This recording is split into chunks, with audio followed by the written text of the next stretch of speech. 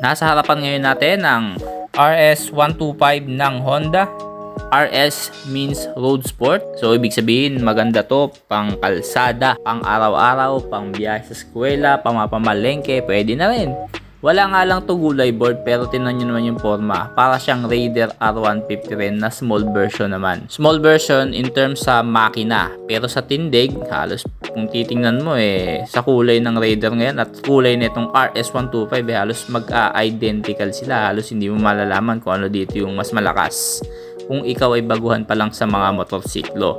Pero alam nyo ba mga bossing na itong RS125, ito rin yung makina ng XRM125 na kung saan XRM pwede mong dalhin sa mga kabundukan, light off-roads. Ito naman yung pang version ng pang traffic, pang city driving, pang urban commuters mga boss. At alam nyo ba, wala pang masyadong kakompetitor itong Raider R150 nung bagong labas pa lang ito noong mga early 2000.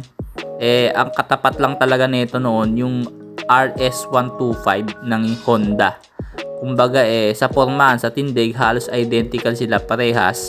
At isa sa mga pinaka-target value talaga na tong RS125 ng mga panahon na yon, kung naabutan nyo, yung kanyang kakayahan na pwede mong i-customize. Malawak ang isip mo, pwede mong gawin lahat ng gusto mo rito sa motor na ito dahil nagkalat yung mga parts, accessories nito na halos sumasabay na rin sa bentahan ng R150. Kasi ang kagandahan ng sa RS talaga, napakababa lang ng presyo kumpara sa R150 ng Suzuki. So halos dalawa lang yan naglalaban na noon pagdating sa underbone. As I said while ago, itong makina na to XRM din. So same engine lang, parehas lang sila ng engine specifications, nagkakaiba lang ng specification pag sa dating sa kalsada. Pero yung makina, yung tibay, pagdating sa parts, materyales na kailangan mo pagdating sa pagme-maintenance, halos parehas lang po. So dekada na rin po ang tinatagal nitong RS na to. Tiwala ka na dito na pag bibili ka ngayon, sigurado ka na may mga parts na mabibilan ka at kaya mo mapatagal ang motor mo sa pamamagitan ng sales support ng Honda. Ito ay mayroong 125cc na makina. 2 valves po yan at 4-stroke. Ito po ay naka fuel injected na ngayon kasi dati yung nalabas talaga carburetor. So ngayon, syempre patipiran ng labanan, fuel injected na po talaga lahat. Wala na pong ilalabas ng mga carburetor mga bossing. Bukod sa maganda sa langis, mas tipid sa gasolina, maganda pa po yung buga sa usok. Pagdating sa emission, mas malinis po ang naibubuga ng fuel injected kasi halos nasusunog lahat ng gasolina sa loob. Hindi kagaya pagka karburador, pag umiidad na yung motor mo at hindi mo na masyado na may maintenance yung carb, nagkakaroon ng cost ng pagka lumalakas na yung higop niya sa gasolina at hindi nasusunog yung ibang gas, kaya nagkukos ng usok minsan. Siyempre, kailangan talaga i-maintenance mo. Yan ang napakahalagang part ng pagkakaroon ng isang motorsiklo. Alam mo kung paano i-maintenance yung motor mo at alam mo kung anong gagawin. Mga simpleng troubleshooting sa motor pagka medyo nagkakaroon na ng problema. Pero kahit hindi ka naman marunong mag-troubleshoot, ang mahalaga, papacheck up mo yung motor mo sa pinagkakatiwalaan mong mekaniko. At pag nagpagawa ka naman sa mekaniko, wag mo yung parang iiwanan mo lang sa kanya, hindi mo nakakausapin yung mekaniko. Wag niyong gagawin yun. Ang pinakamaganda pag nagpapagawa kayo, kausapin nyo siya, kwento-kwentuhan nyo ng mga bagay tungkol sa motor nyo.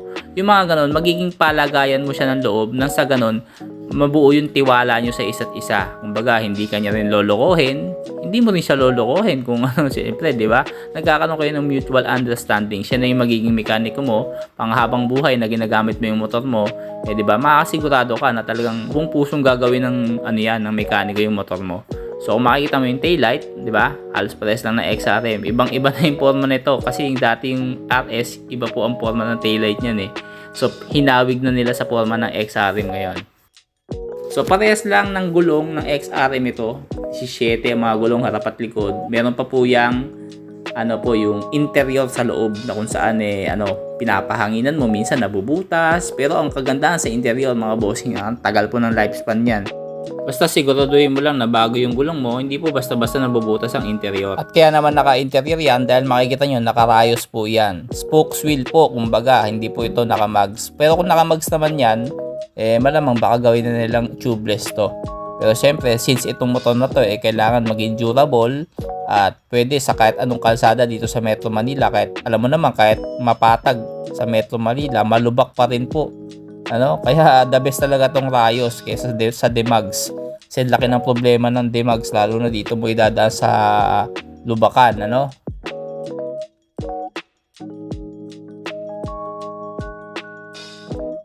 O, di ba, halos identical lang eh. Nagkakaiba lang talaga sa engine specification. Pero ang ilaw naman nitong RS, bulb type pa rin yan. Lahat, pati signal light, bulb type.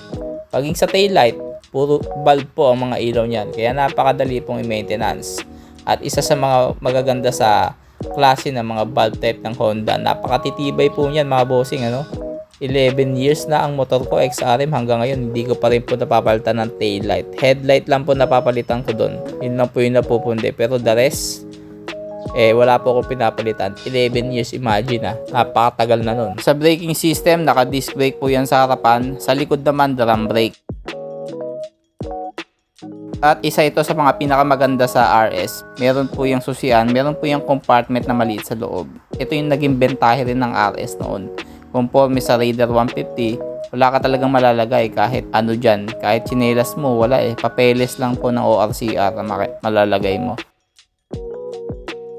At sa halagang 76,000 pesos ay mabibili mo na tong RS125 na ito. Conforme naman kung Raider 150 ang pipiliin mo, napakalayo po ng diferensya. Yung price difference nila halos 40,000. Sapat na po yon para pambili mo ng accessories at pagandahin palalo ang tindig ng RS125 mo. Available yan dito sa Motor Trade at puntahan nyo lang sila dito. Napakadaming motor. Mga automatic, panghanap buhay, pang araw-araw, pang service de cambio. Ano pa bang hanapin mo? Kahit hulugan, pwede dito. Hanggang sa muli. God bless.